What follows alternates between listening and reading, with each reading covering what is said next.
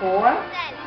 Pair number 4, Alexa Lorraine E. Solano, wearing a pink. Okay, very good.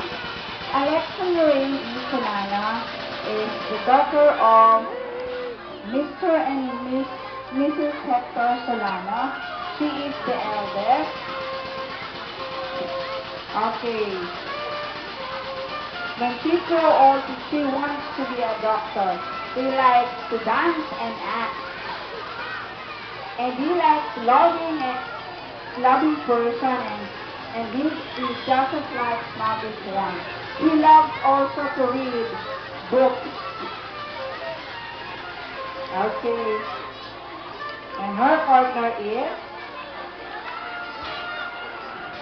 John Ray C. Barameda, also a grade 1 pupil under the supervision of Mrs. Serena M. Carpio.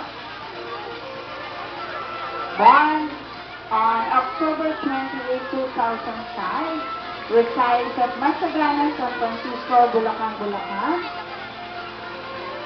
The son